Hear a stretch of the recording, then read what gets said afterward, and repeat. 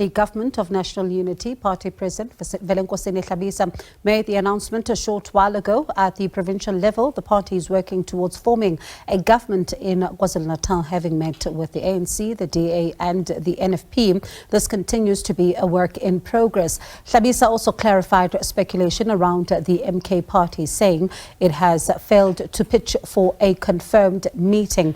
And of course, the party also continuing there to say that they are still looking to meet with the MK party, saying that they are committed to honouring that particular meeting. And of course, you think about what does this mean then for the province of KwaZulu-Natal. Let's speak now to Samkele Maseko, SABC News reporter, who is joining us live now. Samkele, listening to the IFP president a short while ago, this of course is something that many had been suspecting, but let's look at what he says are the developments in the province right now. SABC essentially saying that they did meet with the ANC, they did meet with the NFP and the Democratic Alliance this morning. Our sources in the DA, officially, some of them have even commented. You look at the comments that were made by the DA's provincial chairperson, Dean McPherson, in saying that there is a deal in principle between these particular parties to form a government in KwaZulu-Natal. Begum Dolo, the provincial secretary of the ANC, also came to the fore in the afternoon and also confirmed that the deal is on the cards and that they will be supporting their coalition partner, which got the second biggest number of votes in the province of KwaZulu-Natal, which is the Inkatha Freedom Party. But as you know, former President Jacob Zuma, being the politician that he is, he has intercepted that particular move by these parties, which would see them getting 41 votes in the legislature out of the 80 MPs. Today, he did meet with Mr. Barnes, the president of the NFP, in trying to woo him over to the MK party. So the future of KwaZulu-Natal basically hinges on the NFP. Whoever gives the NFP the biggest fruit, if one may say, will ultimately govern the province of KwaZulu-Natal, because as it stands, the AFF has thrown their particular lot with the MK party. They have said that the MK party got the majority votes in the province of KwaZulu-Natal.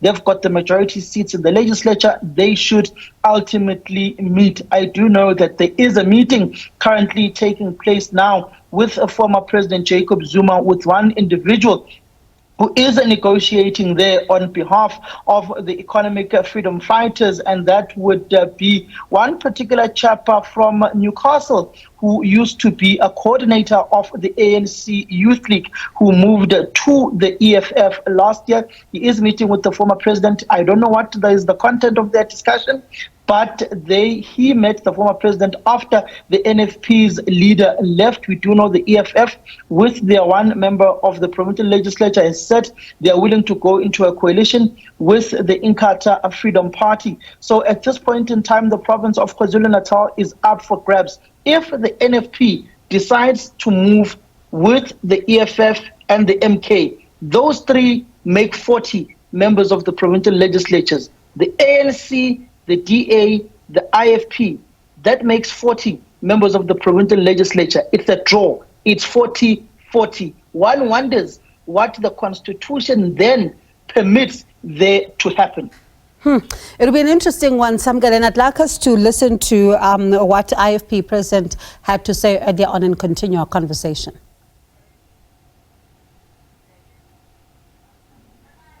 The secretary of the Hung Northern Cape Legislature says... All right, we will bring you that particular clip there from Maseko, the president of the IFP. Samkele, of course, you talk about this 40-40.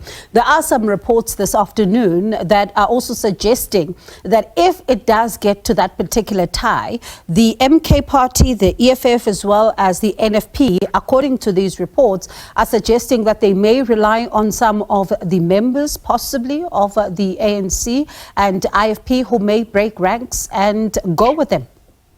Indeed, Wongiwe, you can't rule out the fact that there is some sort of unhappiness within the ranks of the African National Congress. You look at the NEC meeting, you had Lindiwe Sisulu, who's basically saying that working with the DA is an absolute no-no. There are many NEC members who are saying, no ways, you can't go into a formal coalition with the Democratic Alliance. In fact, just today, the ANC missed a meeting with the Democratic Alliance, which they were meant to meet, they were meant to deliberate upon. Tomorrow morning, the DA has a FedEx meeting, which they were meant to report on the final negotiations with the African National Congress, which was supposed to take place today. Those did not take place at all because the ANC has been locked in their own meetings at Luthuli House. From 10 o'clock this morning was the officials meeting of the ANC. After that officials meeting, it was the ANC's meeting with the tripartite alliance partners, SANCO, COSATU, the South African Communist Party, which essentially have differences of the opinion when it comes to the trajectory of the government of national unity, with COSATU saying that Democratic is a no-no because they are an enemy of progress for the downtrodden and for those who are marginalized economically.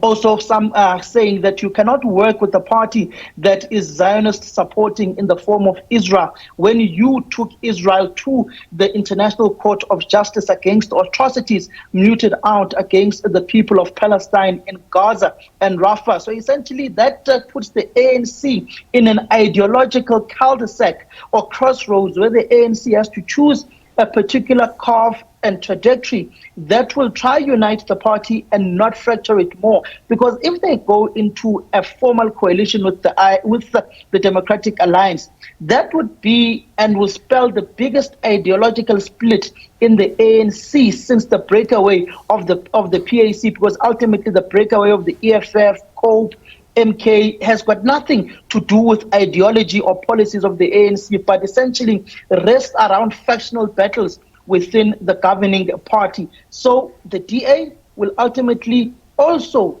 face an upheaval with an unrest within its own structures, where the conservatives within the Democratic Alliance will simply go back to the Freedom Front Plus, like they did in the 2019 election. The moderates as well may be unhappy in the Democratic Alliance with working with the ANC. Just like in the ANC, there is that ideological battle where those whom are seen as radicals within the NEC, whom are largely in the minority at this point in time, may choose to leave the governing party, and those whom are seen as the moderates, whom have been talking to the Democratic Alliance, will ultimately push for that particular perspective, not to work with the EFF, not to work with the MK party. You've already seen ANC veterans like General Kabuza, who is a General Spiwe Nyanda, has come out to say that the MK party is a definite no-no. Those whom are alleged to have captured the state and surrendered the might of the state to one Gupta family must be shut out at all costs, which brings about the question, are we truly seeing the words of former President Mbeki now coming back to the fore when he said, better fewer, but better? It's going to be an interesting one, Samkele, as you say that, when it comes to the province of KwaZulu-Natal, what happens next? Because the IFP very confident in Thami Ntuli. So does then the MK, the EFF, the NFP then agree on that candidate as well? So it's going to be an interesting one to see what happens, and we'll trust you then to bring us those developments. That's my colleague there, Samkele Maseko, SABC News reporter.